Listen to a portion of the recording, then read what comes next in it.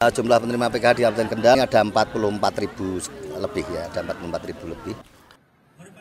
Keluarga penerima manfaat atau KPM program Keluarga Harapan atau PKH ditargetkan dalam waktu 5 tahun sudah bisa mandiri. Hal ini disampaikan Anang Mega Cahyo, Koordinator Wilayah PKH Jawa Tengah pada acara gathering SDM PKH Kendal di Wisata BTS Sambung Sari Weleri Selasa 28 Mei 2024.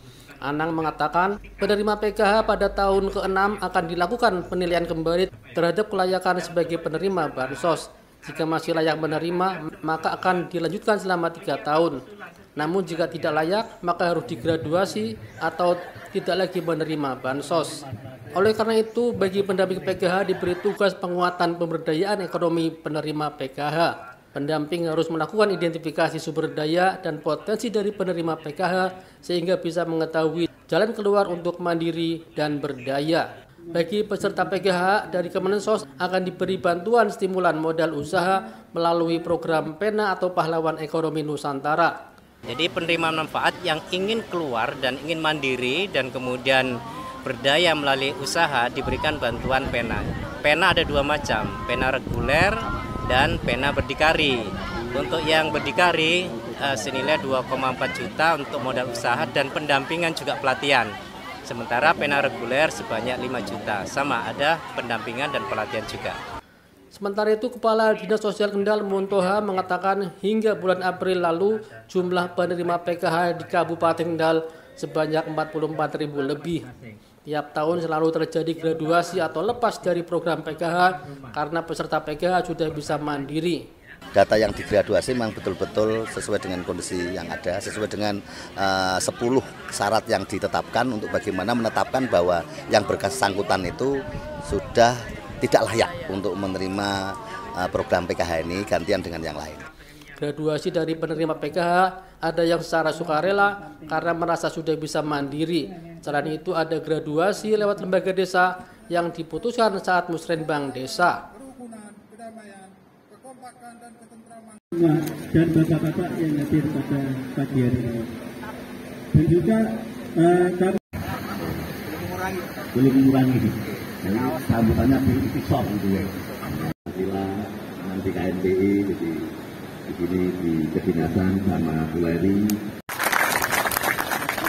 Bapak Ibu dan hadirin semua yang berbahagia, marilah kita. Sering kita alami. Ini kalau jawabannya bukan dari Korwilian X pendamping ya pasti nggak nemu. Mari kita bersyukur kehadirat Allah Subhanahu wa taala. Salawat dan salam semoga tetap tercurahkan. Ini adalah destinasi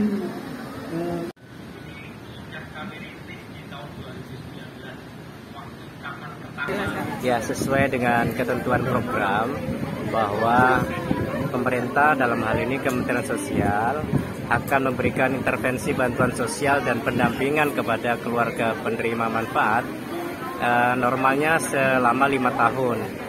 Kemudian setelah diberikan bantuan selama 5 tahun, pada tahun ke-6 akan dilakukan resertifikasi atau penilaian kembali terhadap kelayakan ya penerimaan bansos.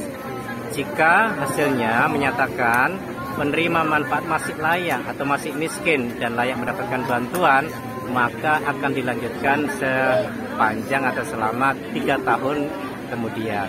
Tetapi jika sudah tidak layak, maka harus digraduasi dan tidak diberikan bantuan sosial lagi. Nah, arahan pimpinan tahun ini pendamping diberikan tugas untuk memberikan penguatan pemberdayaan ekonomi.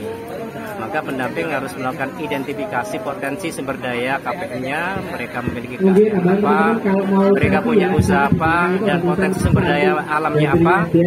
Maka melalui identifikasi dan penguatan tersebut diharapkan penerima manfaat bisa segera mengetahui jalan keluar menuju lebih mandiri dan lebih berdaya. Dalam hal ini Kementerian Sosial akan berikan stimulan berupa PENA, ya, modal usaha untuk pahlawan ekonomi Nusantara. Jadi penerima manfaat yang ingin keluar dan ingin mandiri dan kemudian berdaya melalui usaha diberikan bantuan PENA. Istilah PENA adalah istilah yang diberikan oleh Menteri Sosial dengan kepanjangan pahlawan ekonomi Nusantara. PENA ada 2 macam, PENA reguler dan PENA berdikari. Untuk yang berdikari senilai 2,4 juta untuk modal usaha dan pendampingan juga pelatihan.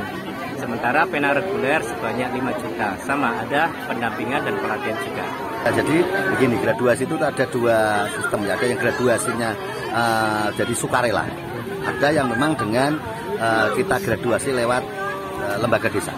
Jadi lembaga desa itu dalam melakukan graduasi itu lewat musrenbang, sehingga data yang digraduasi memang betul-betul sesuai dengan kondisi yang ada, sesuai dengan 10 syarat yang ditetapkan untuk bagaimana menetapkan bahwa yang bersangkutan itu sudah tidak layak untuk menerima program PKH ini gantian dengan yang lain. Saya kira itu. Jadi setelah dan graduasi kita akan usulkan untuk yang penerima program PKH sebagai pengganti orang, kita akan usulkan.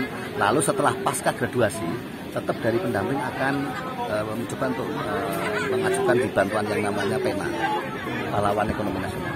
Nah, itu sebagai cara bagaimana dia setelah graduasi itu ekonominya tetap. Saya kira itu.